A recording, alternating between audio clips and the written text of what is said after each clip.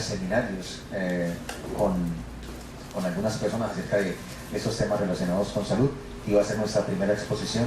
Él le ha puesto a su exposición un título, y después estará Gloria Ríos, que también es otra conversadora habitual del seminario, que es trabajadora social y que tiene una experiencia bastante importante en el trabajo con víctimas desde la corporación en que trabaja, que es Conciudadanía. Bueno, sin más vueltas, muchas gracias.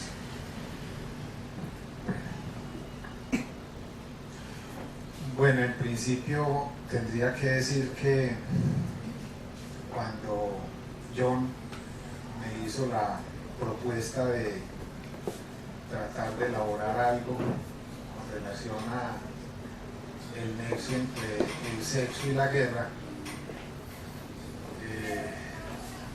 por un momento pues me sentí como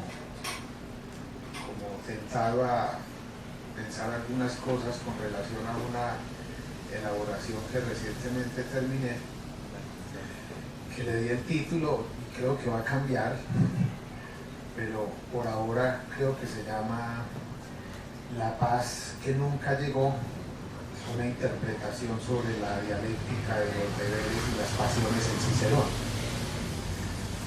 La verdad es que cuando me propusiste esto, pensé inmediatamente en Marco Tulio Cicerón, me pasa así ya que está ya tan amable, en la cual a él le tocó vivir múltiples guerras, al punto que se podría decir que Cicerón murió, bueno, le cortaron la cabeza, sin conocer la paz. Y ese título fue muy provocador. Incluso aquí voy a hacer algunas alusiones a Cicerón y a esa época, pero me voy a centrar básicamente en el objeto de mi pasión. Yo pienso que uno puede ser traicionero con lo que lo apasiona. Entonces, digamos que deambulo un poquito por la literatura, la filosofía, pero finalmente me parqueo en el objeto de mi deseo. Sí, yo creo que la mejor manera de uno curarse del sentimiento de culpa es apuntarle al deseo. Entonces, he titulado esto El sexo y la guerra, un vistazo desde la perspectiva de la filosofía y del psicoanálisis. Y arranco con una citica de Freud que es un poquito oscura, pero más adelante se va a ir esclareciendo. Dice Freud: ha de concederse que todas las mociones que la sociedad proscribe por malas, escojamos como representativas las mociones egoístas y las crueles, se encuentran entre estas primitivas. Estas mociones primitivas tienen que andar un largo camino de desarrollo antes que se les permita poner en práctica en el adulto. Son inhibidas, guiadas hacia otras metas y otros ámbitos, se fusionan unas con otras, cambian sus objetos, se vuelven en parte sobre la propia persona. Eso ahí como un preámbulo. Y en la introducción digo lo siguiente: aunque sería necesario, desde la perspectiva del rigor epistemológico, establecer relaciones y diferencias entre el sexo y la guerra en un completo estado del arte, con el fin de circunscribir dicha temática en la lógica de la investigación, en esta ocasión, por tratarse de una aproximación preliminar, me limito solo a dar unas cuantas pinceladas a tres grandes momentos de la evolución cultural humana: la antigüedad grecorromana, en la perspectiva de Taylor Caldwell; la Edad Media, desde el punto de vista de Umberto Eco; y la contemporaneidad desde la mirada de Freud y Lacan. Se podría decir que en estos tres períodos palpita el espíritu o la esencia de la relación entre estas dos grandes inclinaciones humanas, por lo que es posible rastrearlas e inferirlas en cada fase. Esto se debe a que el sexo y la guerra son dos factores constitutivos de la especie humana, y a pesar del tiempo y de la evolución cultural, ambos rasgos siguen dando que pensar al punto de constituir dos pilares de la reflexión en distintos campos de las ciencias sociales, la filosofía política, el derecho y el psicoanálisis. Así pues, se podría decir que desde la más remota noche de los tiempos, la humanidad ha sospechado o comprendido en su inconsciente que existe una relación intrínseca entre el amor y el odio, entre el sexo y la guerra, o entre la pulsión de vida, o eros, y la pulsión de muerte, o tánatos, según Freud. Tanto los griegos como los romanos, en especial Marco Tulio Cicerón, de acuerdo con Taylor Caldwell y su novela histórica La columna de hierro, Cicerón y el esplendor del Imperio Romano, novela que los invito a que lean, sabían de esa relación, la cual se extendió a lo largo de la Edad Media y ha llegado hasta nosotros por medio de grandes obras de la literatura y de la filosofía, como El nombre de la rosa, también una novela histórica escrita por Umberto Eco. En esta obra se transparenta por medio de la pluma del recién desaparecido autor italiano la relación simbólica entre la vida y la muerte en un contexto religioso turbulento como el nuestro, presionado por la búsqueda de la tranquilidad del alma y de la paz social.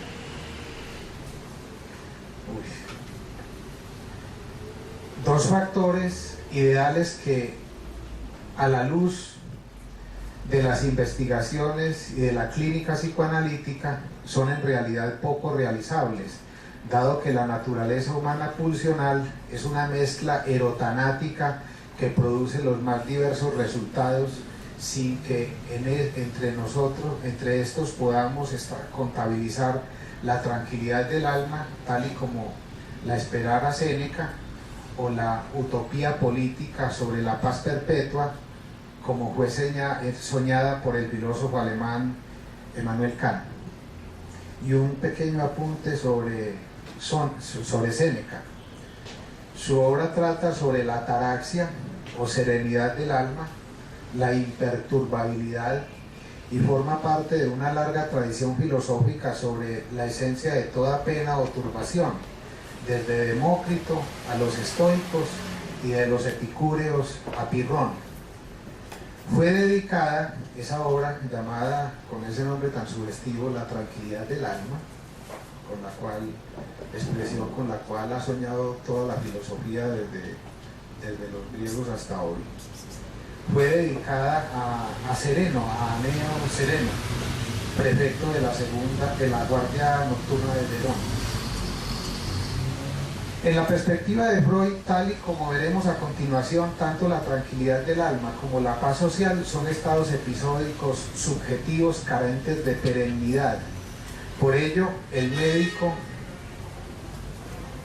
Vienes escribió varios textos en los que se combinan la antropología, la sociología y la filosofía con hallazgos de su propia experiencia como psicoanalista. En este contexto se inscribe la presente reflexión, que es solo una cuestión preliminar o una provocación.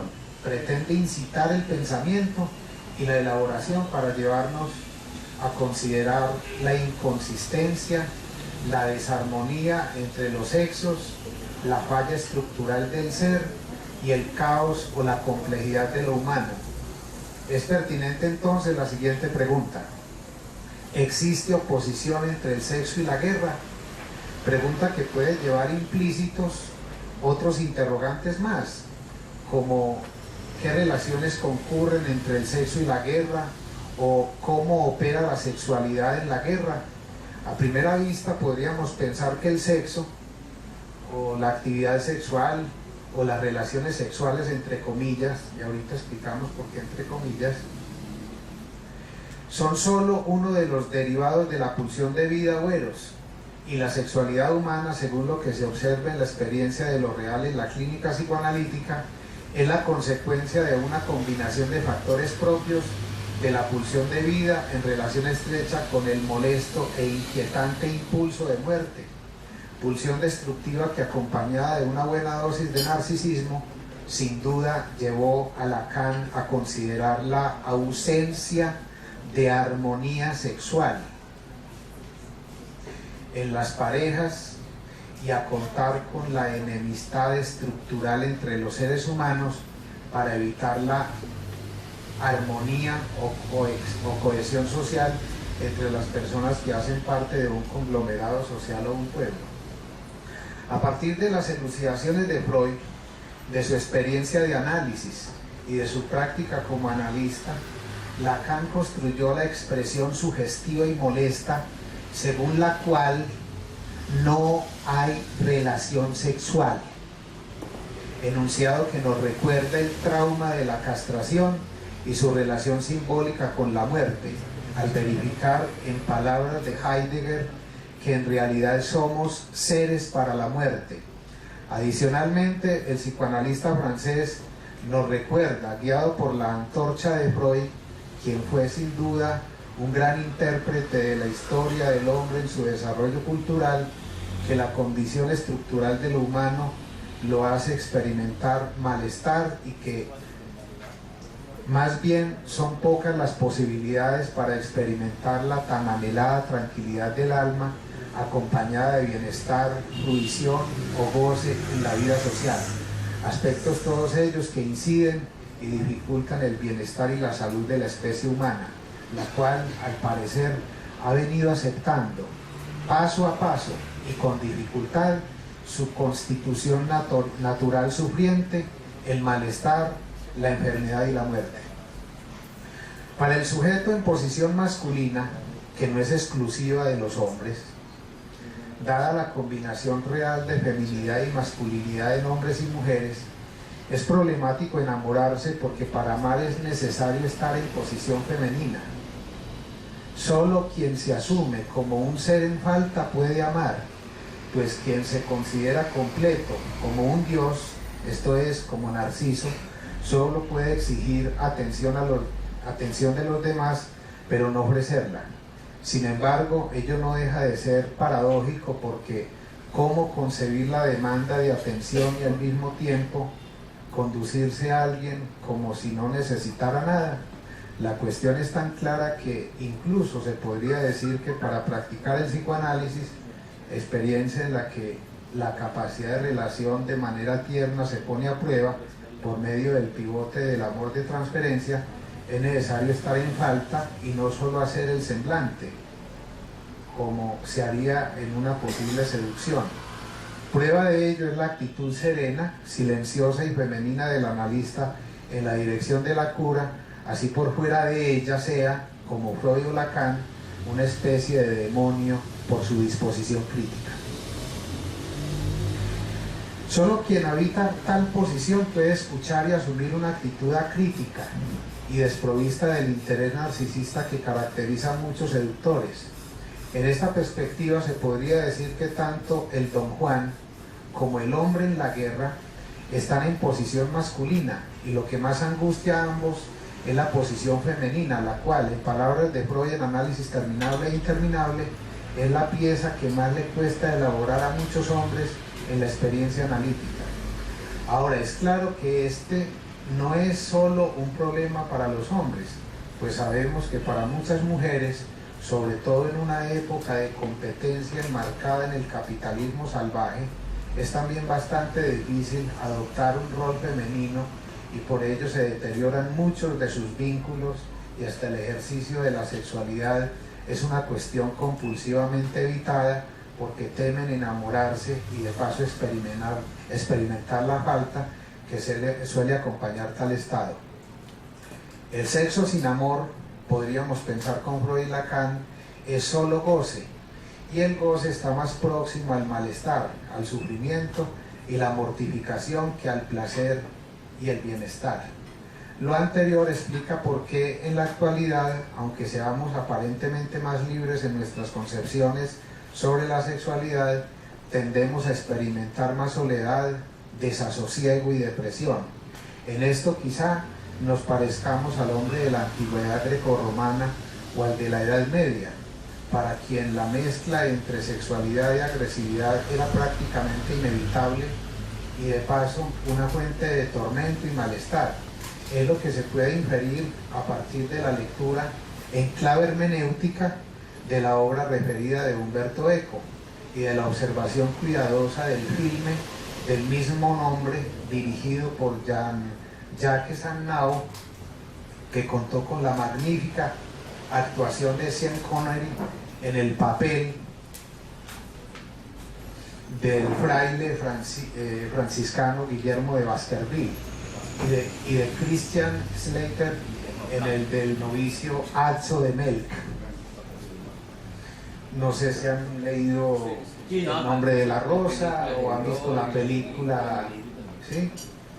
Bueno, para quienes no hayan leído El nombre de la rosa, les traje una pequeña síntesis. Los acontecimientos de la novela se llevan a cabo en la Edad Media. Corre el invierno de 1327 bajo el papado de Juan XXII. El franciscano Guillermo de Baskerville y su discípulo, el novicio benedictino Azzo de Melk, llegan a una abadía benedictina ubicada en los Apeninos septentrionales italianos, famosa por su impresionante biblioteca con estrictas normas de acceso. Guillermo debe organizar una reunión entre los delegados del Papa y los líderes de la orden franciscana, en la que se discutirá sobre la supuesta herejía de la doctrina de la pobreza apostólica promovida por una rama de la orden franciscana, los espirituales.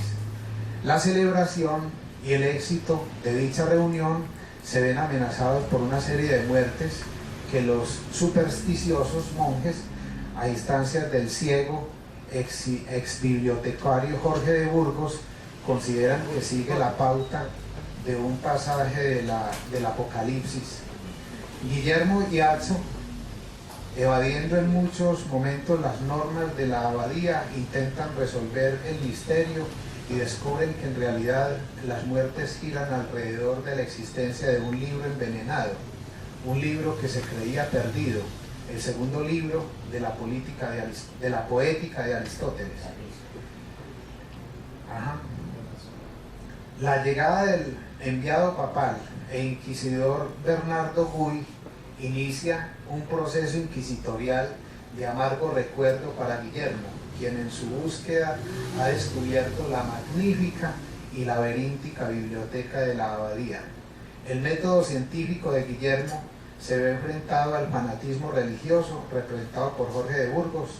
Bueno, la sexualidad, la guerra y el goce.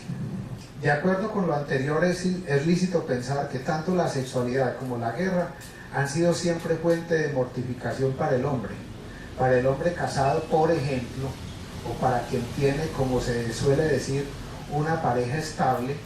Es sabido que se tiende a tornar sumamente molesta la expectativa de tener que satisfacer o, entre comillas, cumplir con las obligaciones maritales. Juzguen ustedes si eso es verdad. Algo que Freud percibió muy bien a partir, a no ser de que ninguno tenga esposa o tenga pareja estable. Algo que Freud percibió muy bien a partir de la experiencia analítica y que se encuentra plasmado en muchos de sus textos, en especial el chiste y su relación con el inconsciente. En otra parte de su obra, Freud indica el caso de quienes prefieren enrolarse en la guerra antes que quedarse en casa y poner a prueba su capacidad para satisfacer a sus mujeres, las cuales, al ocupar una posición de amo absoluto y a las que nada puede satisfacer, no pierden la oportunidad para angustiar o agujerear a su pareja y hacerla sentir inepta en los avatares del amor y la sexualidad, desconociendo de paso los tinglados propios de la transferencia que presiona a muchos a confundir a sus parejas con figuras de amor prohibidas. Esta es la razón por la cual muchos sujetos, también mujeres, solicitan traslados laborales para otra ciudad, devuelven a su pareja a su casa de origen, se consagran al consumo de alcohol o drogas, se enferman de muchas maneras o se dedican a una actividad creativa e intelectual, como en el caso de Sócrates, quien al parecer tenía una señora tan cansona que lo hacía huir de ella, y este prefería irse con sus amigos y contemporáneos a intentar reflexionar sobre los problemas sociales de su época. Pues el tipo tenía una señora que tenía un nombre muy llamativo, Jantipa. No, que es que con un nombre de ese tipo que hasta yo me iría del lado de esa señora. Y hago aquí un comentario. Se dice que Sócrates, durante la guerra del Peloponeso contra Esparta, sirvió como hoplita. O sea, el hoplita era un ciudadano soldado de infantería pesada. O sea, que Sócrates, antes de dedicarse a filosofar, estuvo en la guerra. Y yo me he preguntado si en esta hipótesis se fue un poco sacándole el cuerpo a la señora. No se sabe si satisfacía sus impulsos sexuales en la guerra o si después de esta experiencia encontró otra forma de satisfacción con la filosofía por medio de la sublimación. Eso ya es como una conjetura que yo me hago.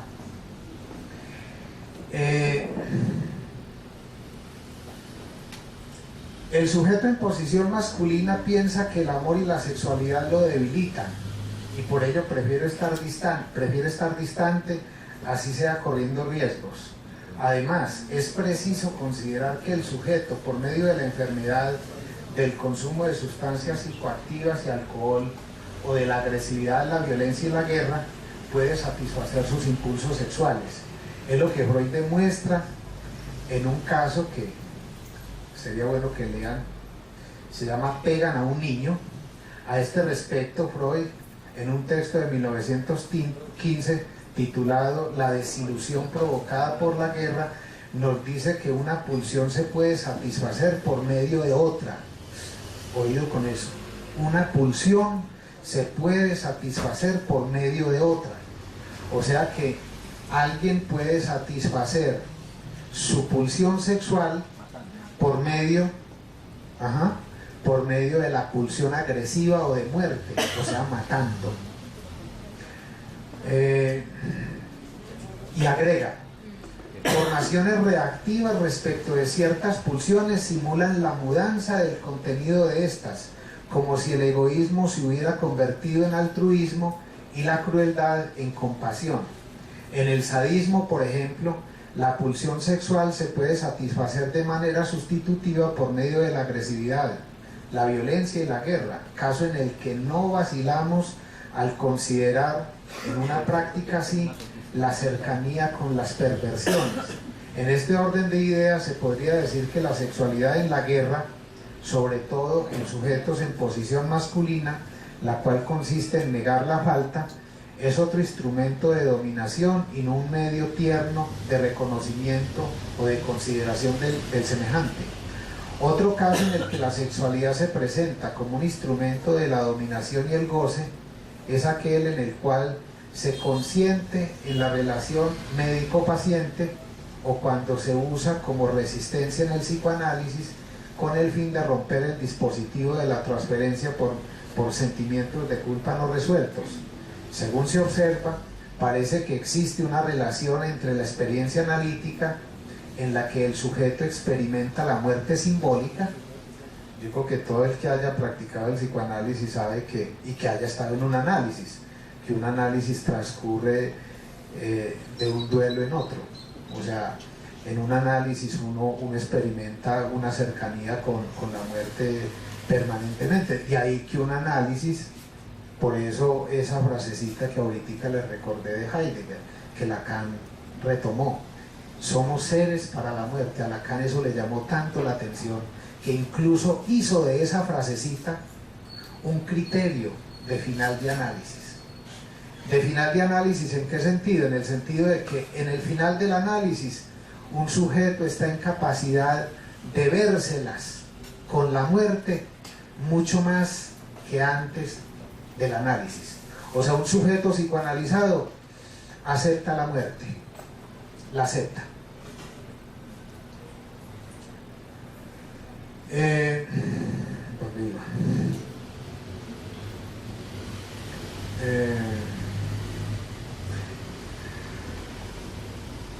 Según sí. en la que el sujeto experimenta la muerte simbólica y la guerra, que es sin duda un empuje al encuentro con la muerte real. En ambos casos el sujeto reacciona a su proximidad con la muerte, tal y como ha quedado evidenciado desde los comienzos con Joseph Breuer y con ese caso tan sonado de Anna O. Berta Pappenheim, y con el mismo Jung, Carlos Gustavo Jung, el caso de Sabina Spielrein. Podría decirse que cuando la sexualidad está principalmente dominada por los influjos de la pulsión de muerte, en ella prima el goce, por tanto el malestar, el cual mueve a lo peor, a buscar compulsivamente ese malestar. En cambio, cuando la sexualidad está impregnada de eros o de pulsión de vida, se produce una mayor consideración por el otro, lo cual es contrario a los fines de la guerra. Quien en la guerra se enamora y por ello mismo se enternece, termina siendo mal candidato para ese oficio. Un buen ejemplo de lo dicho es la actitud de Lucio Sergio Catilina. No sé si habían escuchado alguna vez ese nombre. De las Catilinarias. Ajá. El nombre del hombrecito era ese, Sergio Lucio Sergio o Sergio Lucio Catilina, en la novela de Taylor Caldwell sobre Cicerón. Según Catilina siempre fue un tipo despiadado, un asesino sin remordimiento, alguien con dificultades para amar y un soldado que tenía que mostrarse siempre con rudeza. En la novela se ve con claridad que la posición del orador, filósofo y abogado Marco Tulio Cicerón es más de reconocimiento de la debilidad y del pacifismo que una posición rígida o masculina de fortaleza, razón por la que tanto él como algunos de sus contemporáneos opinaron que por tales rasgos no fue nunca un buen político. En ello se asemeja a la posición de Sócrates en Grecia, pues ambos, por su oratoria, perdieron la cabeza en un acto de heroísmo y de obediencia a los deberes morales afines con la República.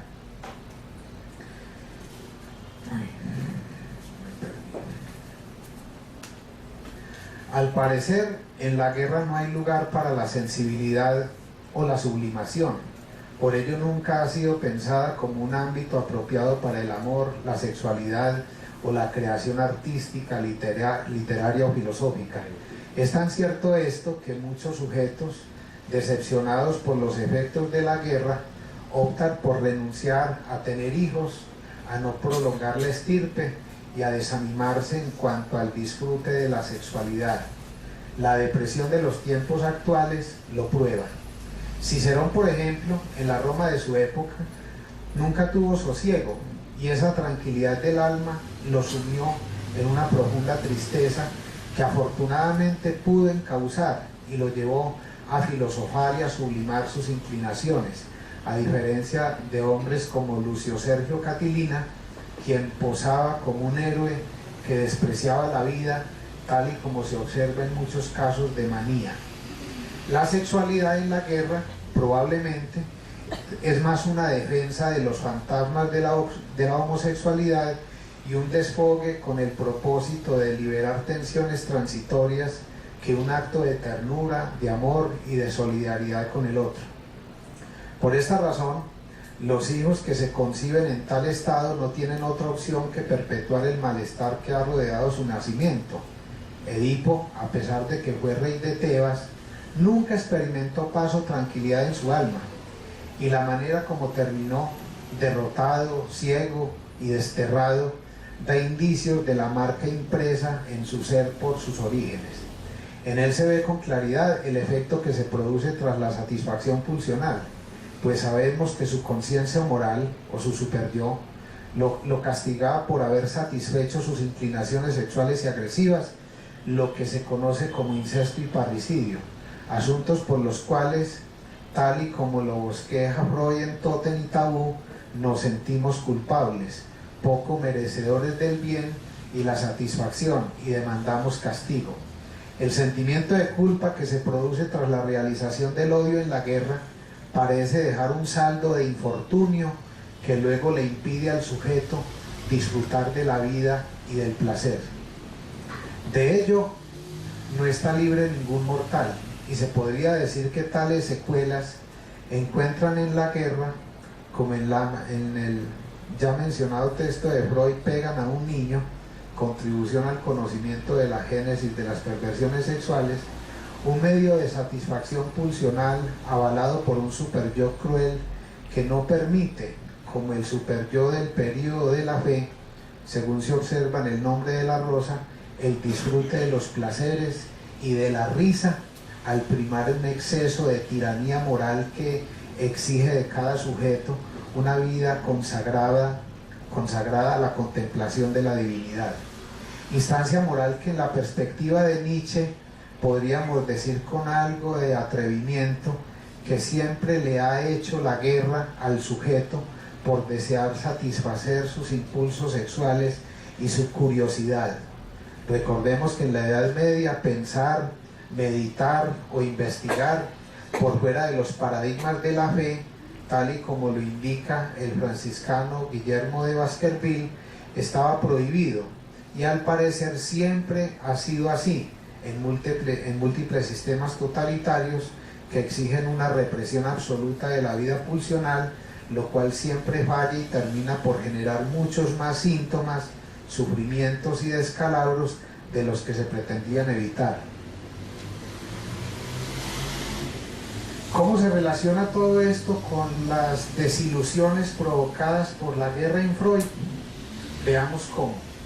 Sabemos que el creador del psicoanálisis vivió y padeció los efectos de dos grandes guerras, las cuales no lograron minar o inhabilitar la función creadora del maestro y por el contrario se convirtieron en el principal acicate para la sublimación, que es, recordémoslo, el medio por excelencia para lograr, así sea por una vía sustitutiva, la satisfacción de las pulsiones sexuales y agresivas. Se podría decir que la sublimación es una manera de elevar el espíritu, del altruismo, y de hacer la guerra de manera simbólica, sin causar daños irreparables como los que ocasionan las beligerancias en la mente, el cuerpo y la vida social. Sin embargo, es preciso indicar que lo simbólico en muchos momentos de la historia ha sido desdibujado por múltiples factores, desde intereses ideológicos, políticos y económicos hasta psicopatológicos, que hacen que una idea sea elevada a un rango de idealización imaginaria y luego sea tomada como algo real, para materializarse después en un paso al acto. Una problemática que tanto Freud como Lacan observaron muy bien en la psicosis y que da lugar en las guerras a múltiples excesos.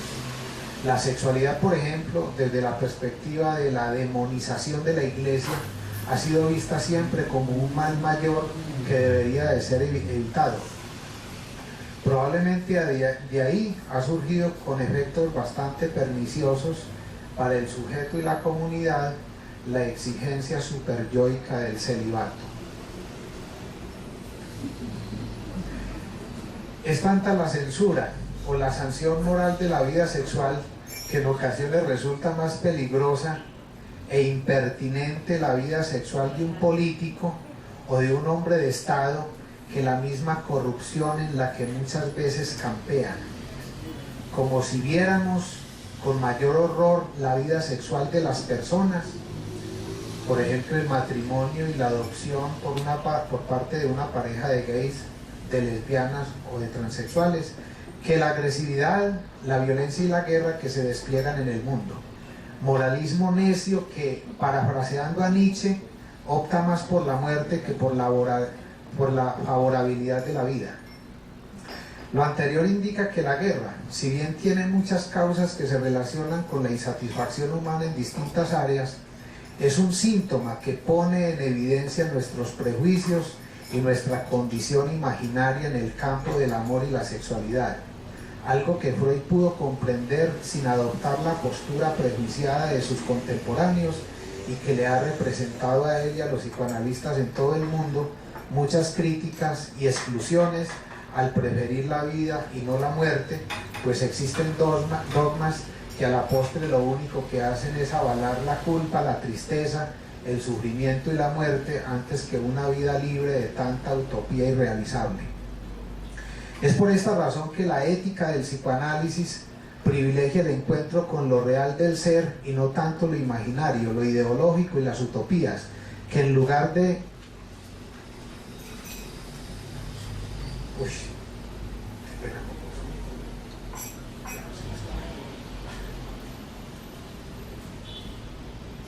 que en lugar de permitir una vida serena como la desearan los griegos, genera una vida al servicio del malestar y de la mortificación. Al respecto, se podría decir que el psicoanálisis ha logrado en muchos casos, por medio de su dispositivo clínico, vale decir, cuando hay analista, demanda de análisis y principios en la dirección de la cura, el ideal de la tranquilidad del alma y la paz social, al procurar desmontar poco a poco el superyo cruel que en muchos casos psicopatológicos no solo mueve al desasosiego, sino también a hacer del sujeto un criminal en acto. En esta perspectiva se inscriben los textos de Freud titulados Los que fracasan al triunfar y los delincuentes por sentimiento de culpabilidad. La concepción freudiana sobre la guerra y algunos indicios sobre la sexualidad.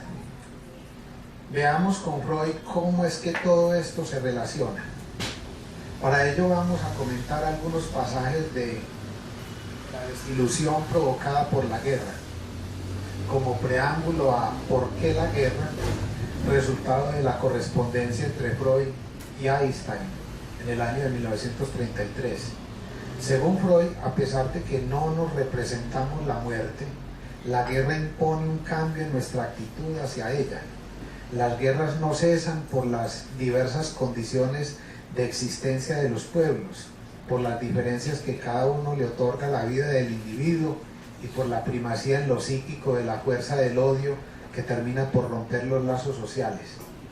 Otro problema, según Freud, se debe a nuestra incapacidad estructural para acomodarnos a elevadas normas éticas en beneficio de los demás, aspecto que denomina, siguiendo las recomendaciones de la filosofía antigua alrededor de las pasiones, renuncia a la satisfacción pulsional, lo cual constituye, en la perspectiva de la civilización y del contrato social rusoniano, la base de la subsistencia del sujeto. Sin embargo, es claro que en el curso de la historia, al ser humano siempre le ha costado regirse por normas. Esta es su gran dificultad y le impide, a pesar de sus deseos y utopías de armonía, la ataraxia o la tranquilidad del alma y la paz social. La guerra, como el Leviatán, monstruo bíblico de poder descomunal en Hobbes, destroza los lazos comunitarios entre los pueblos y amenaza por sus efectos devastadores en la psique, la vida afectiva y sensual entre las personas. Restablecer el estado anímico de quienes han sufrido los efectos de la guerra o de las mujeres y los niños que por ella han padecido una violación es algo que no siempre se alcanza. Al respecto, Freud señala una verdad que en ocasiones se disimula. El Estado prohíbe al individuo recurrir a la injusticia, no porque quiere eliminarla, sino porque pretende monopolizarla como a la sal y al tabaco.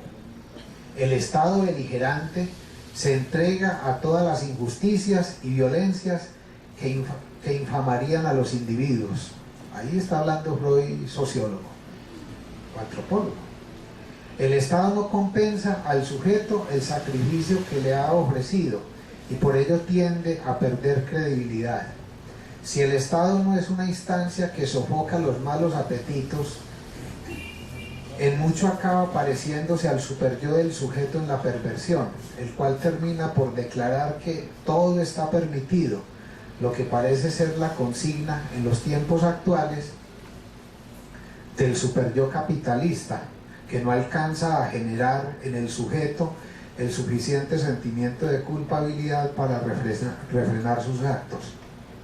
En esta onda de pensamiento nos dice Freud, dos cosas en esta guerra han provocado nuestra desilusión: la ínfima eticidad demostrada hacia el exterior por los estados que hacia el interior se habían presentado como los guardianes de las normas éticas, y la brutalidad en la conducta de individuos a quienes por su condición de partícipes en la más elevada cultura humana no se los había creído capaces de algo semejante.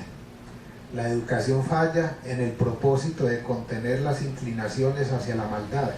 Ni siquiera los clérigos han logrado dominar absolutamente sus impulsos egoístas, sus aspiraciones sexuales y destructivas.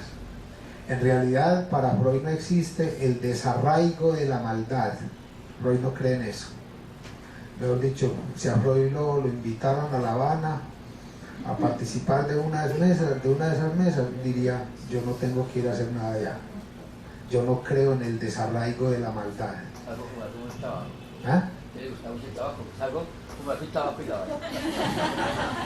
Sí, iría a fumar tabaco. Exacto. Muy bueno. Esta es la más aguda motivación del hombre, y reprimirla o desviarla constituye la tarea fundamental de la cultura.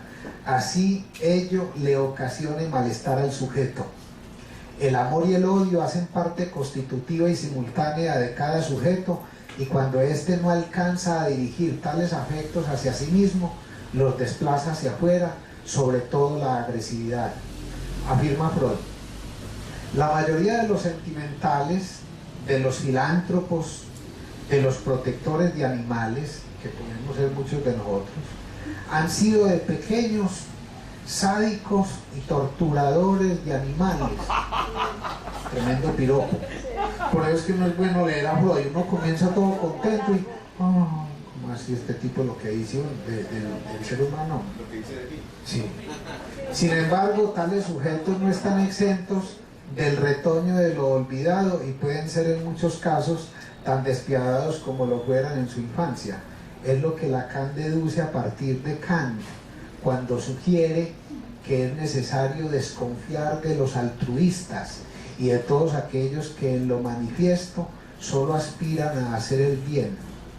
Detrás de esa apariencia de bondad siempre se oculta la realidad pulsional del ser, cuestión que el escritor estadounidense Dan Brown plasma bastante bien en su novela de intriga y suspenso titulada Ángeles y Demonios, que la película es maravillosa. No sé si la han visto. Maravillosa, les recomiendo esa película. Es extraordinaria. Según Freud, la reforma de las pulsiones malas es obra de dos factores: uno interno, por la acción del erotismo o la necesidad de amar. Tal acción presiona el egoísmo para que se transforme en pulsiones sociales, y otro externo, que consiste en la exigencia ejercida por la educación, la cual es la portadora de los requerimientos del medio cultural, que a su vez se inscribe en la vida psíquica como instancia de prohibición. En esta perspectiva, la cultura es una adquisición, gracias a la renuncia pulsional que cada sujeto debe realizar desde su más tierna infancia, asunto que se dificulta para el sujeto perverso y para el criminal, en tanto aquella instancia de prohibición no se inscribió adecuadamente o se instaló con tanta fuerza como en las neurosis obsesivas o la melancolía, que presiona al sujeto a lo peor. Dice Freud que las actuaciones buenas se dan en dos circunstancias: cuando la constitución o las inclinaciones pulsionales fuerzan al sujeto a ello, o cuando tal conducta cultural le trae ventajas al sujeto para sus propósitos narcisistas, y solamente, como en el caso de muchos políticos, de acuerdo con Cicerón, durante el tiempo en que se dan tales ventajas. Cualquier parecido con la realidad. Ahora, cuando la represión de los impulsos eróticos es muy fuerte y lleva a dificultar la realización de la sexualidad, tal y como se presenta en algunos casos como efecto de la guerra, el sujeto es propenso a sufrir un deterioro mental y a contraer una neurosis. Al parecer, el predominio de la pulsión de muerte puede afectar la vida sexual del sujeto inmerso en distintas formas de la guerra, aunque también sucede que quien reprime la agresividad y la violencia, como se observa en la clínica de la neurosis obsesiva, por efecto de continuidad tiende a reprimir también sus impulsos sexuales, pues para muchos sujetos casados o con pareja estable, la vida sexual es una... Yo no sé si la pareja sea estable. Eso es como mentira, ¿cierto? La pareja es estable. Pareja estable. Pareja permanente. Hay que diferenciar entre estable y estable. No, puede que la pareja sea estable, pero el sujeto no creo que sea estable en su deseo. Desea a múltiples objetos. Entonces, ¿de qué sirve tener una pareja estable si uno no tiene un deseo estable? Es que el deseo no puede ser estable, por eso es deseo. Es que la estabilidad no es la característica del deseo. El deseo es volátil. Y por eso es que mucha gente se angustia cuando está enamorada. Y sobre todo con esa frase de hasta que la muerte los separe.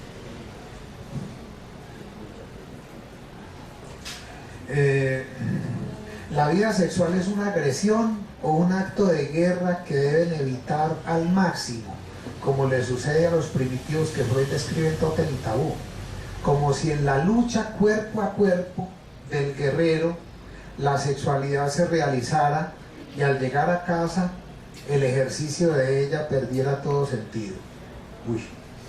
Algo similar le sucede también al sujeto atrapado en la compulsión masturbatoria, para quien la relación con el otro carece de motivación, como si fuera, con su acto, el mayor defensor de la idea lacaniana según la cual la relación sexual no existe.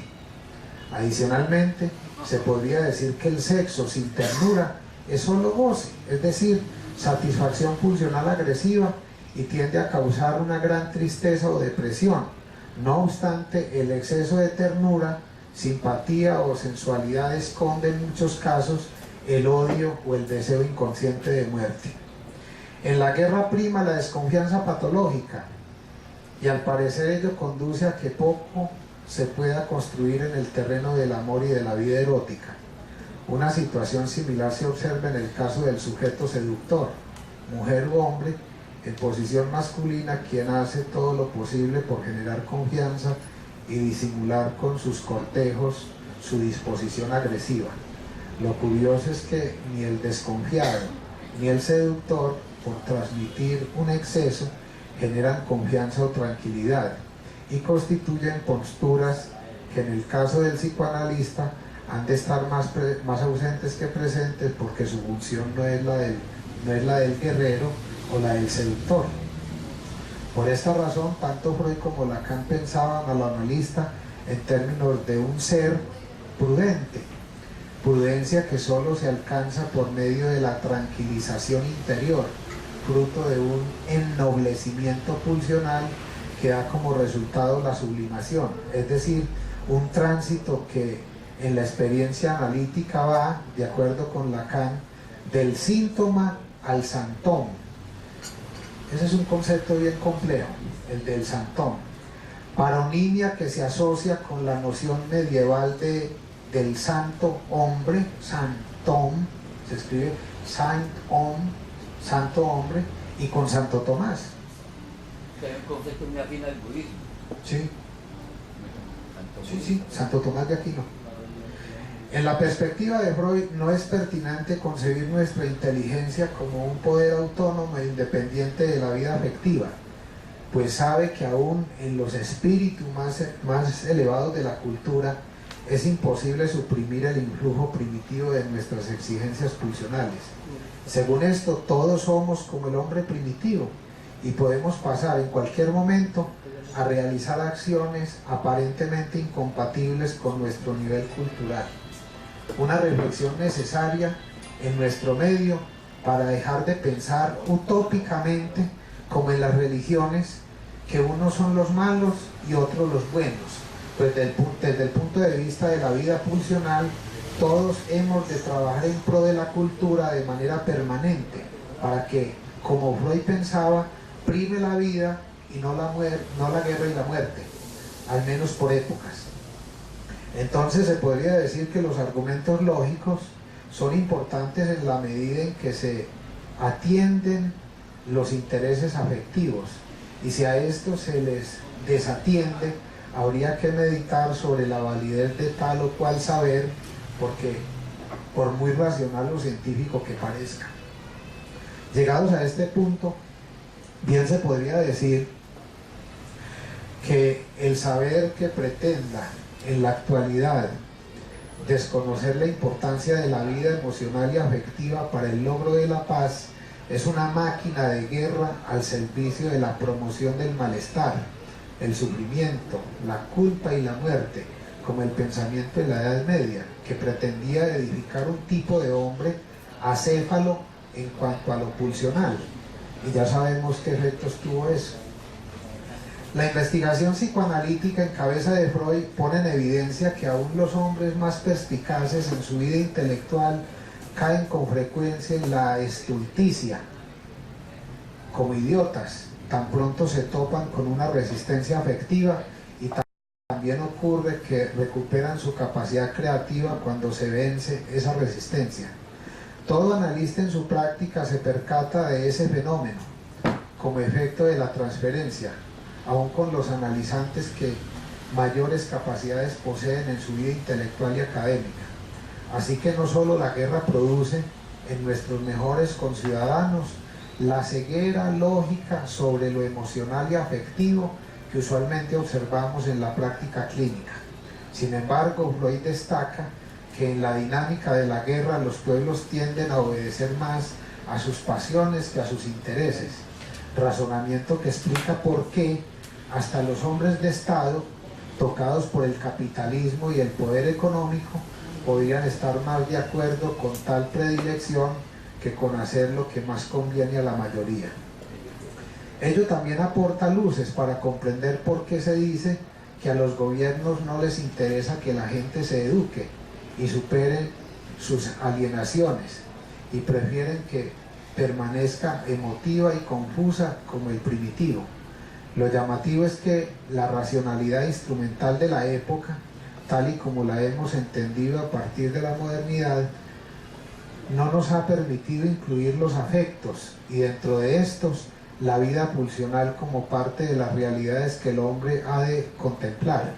En realidad todo el mundo lo sabe, pero son realmente pocos los que se disponen a efectuar una elaboración emocional que les permita una vida menos culpable y más satisfactoria. Esa resistencia es la responsable, en último término, de nuestro desasosiego o malestar en la cultura. Concluye Freud, pero un poco más de veracidad y de sinceridad en todas las partes, en las relaciones recíprocas de los hombres y entre ellos y quienes los gobiernan, allanarán el camino a esa transmutación. Ya voy a terminar. ¿Qué deduce Freud sobre nuestra actitud ante la muerte? La experiencia analítica muestra que en general el ser humano tiende a hacer a un lado la muerte, a eliminarla de la vida, como si con tal actitud evasiva pudiera preservar la vida, los bienes y hasta la salud. Una actitud que se asemeja mucho a la del primitivo, quien prefería guardar silencio ante los peligros externos, pues creía que si los nombraba ellos iban a alcanzarlo y a perjudicarlo. Esta es la razón por la que muchas personas, aún en medio del estado depresivo más doloroso, se resisten a buscar ayuda, ya que evitan a toda costa rememorar los conflictos y las dificultades del pasado, pretendiendo que esa es la manera correcta de superarlos, como si consideraran que el dios Cronos, tiempo, fuera el gran terapeuta de los males del alma, del cuerpo y aún de la vida social, y por tanto no fuera necesaria una elaboración de los contenidos anímicos o afectivos por medio de la palabra, de la cura por la palabra, según la expresión del médico español Pedro Laín Entralgo. Lo que no sabemos o no queremos saber es que con tal actitud los únicos que salen ganando son los gobiernos y sobre todo la industria farmacéutica internacional. Y las anarquistas. Ese no querer saber se asocia con lo que Freud dice a continuación. En el fondo, nadie cree en su propia muerte, o lo que viene a ser lo mismo, en el inconsciente cada uno de nosotros está convencido de su inmortalidad, desmentida de la muerte que pareciera favorecer la dinámica de las EPS, las cuales se conducen con una negligencia similar a la que muchos pacientes adoptan al no darle crédito a la caducidad del cuerpo, la enfermedad y la muerte, pues la deniegan y que van a la EPS como quien no quiere la cosa. Será por ello que aceptan, sin mayores objeciones, que atiendan sus demandas médicas o sus patologías cuando ya el estado de la enfermedad se ha tornado irreversible o cuando la atención ya no es necesaria por lo inoportuna. Entre los distintos aspectos que Freud destaca sobre nuestra actitud hacia la muerte, privilegio el que tiene que ver con el duelo, tras el cual se esconde la satisfacción del odio que tiende a incidir en los ámbitos más importantes de nuestra vida como un descalabro, incluyendo áreas como la afectiva y la sexual. En consonancia con esto, nos dice Freud, cuando la muerte alcanza a nuestro padre, a nuestro consorte, a un hermano, un hijo o un caro amigo, sepultamos con él nuestras esperanzas, nuestras demandas, nuestros goces, incluidos los sexuales.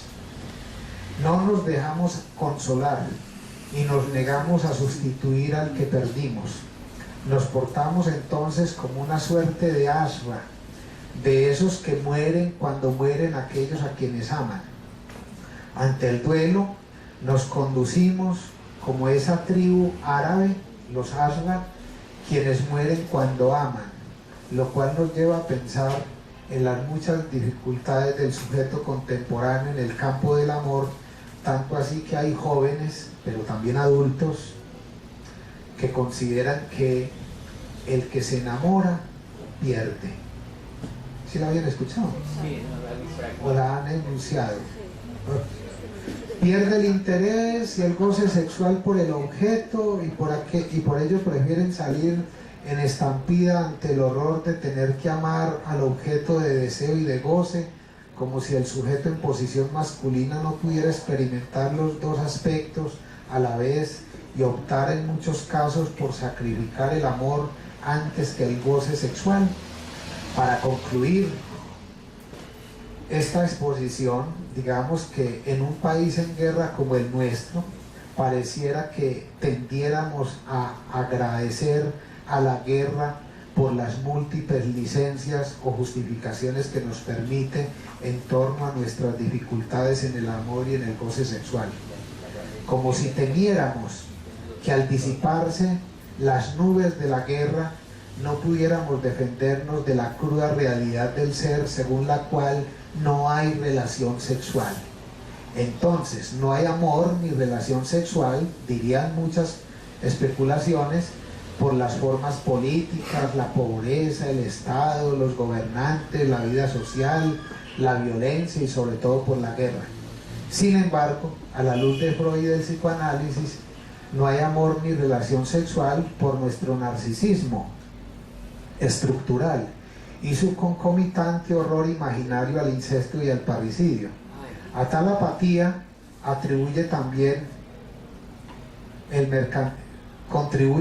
el mercantilismo de los tiempos actuales y la no menos importante psicopatología de la depresión, que parecen estar íntimamente vinculados con el impulso de muerte, experiencia aterradora ante la que preferimos lavarnos las manos como Pilatos y endosarle la responsabilidad de nuestra condición humana estructural a fuentes externas para que nos ayuden a huir de lo real, un real pulsional del que el sujeto no quiere saber nada, razón por la cual Lacan llegó a considerar que las tres pasiones humanas son el amor, el odio y la ignorancia. Muy bien.